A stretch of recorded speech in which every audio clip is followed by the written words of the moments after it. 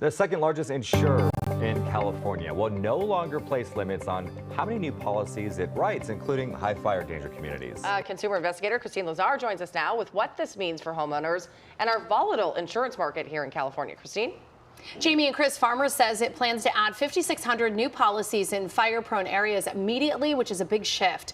Prior to this announcement, the insurer had a cap of 9,500 new policies in the state per month, and it was not writing a lot of new policies in those high-danger areas. Farmers will also increase the bundle discount with home and auto from 15 to 22% off.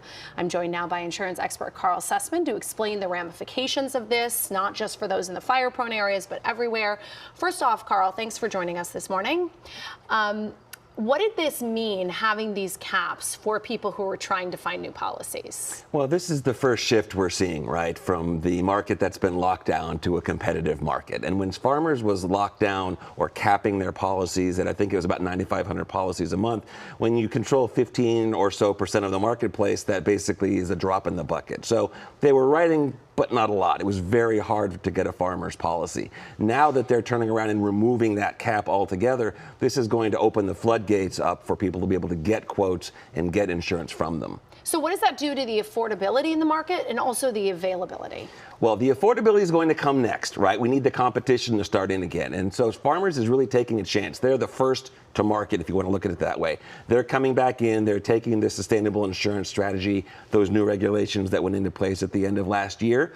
They're taking them and they're running with them. So they're going to start writing policies. They're going to start writing in these distressed areas the way the regulations are requiring.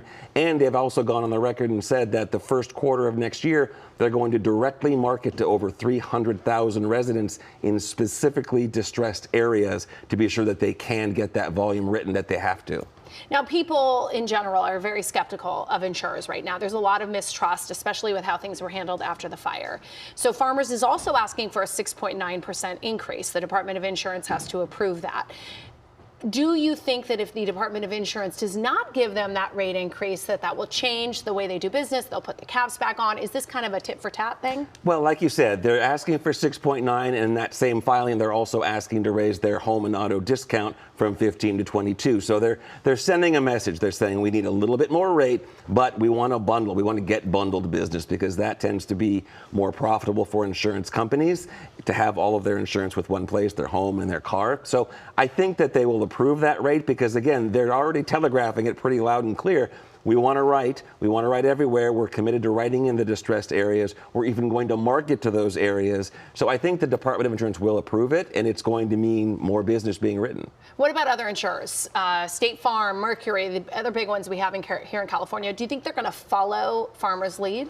Well, State Farm probably will be last to do something because they're in a world of hurt financially right now. Mercury's been aggressively writing already, but I'm sure they're going to expand their offerings as well. This is the first to market, right? So the low-hanging fruit, the areas that are the least risky are going to be the ones to start getting new quotes and getting competitive rates, and more carriers now will start jumping in. I suspect that Allstate will probably be next in line because they were very vocal about supporting these new regulations. And I think once we see two large carriers like that, and again, we do have other smaller players, then we'll start to see all of the other companies coming back in. All right, Karl, thanks for the insight. We appreciate it.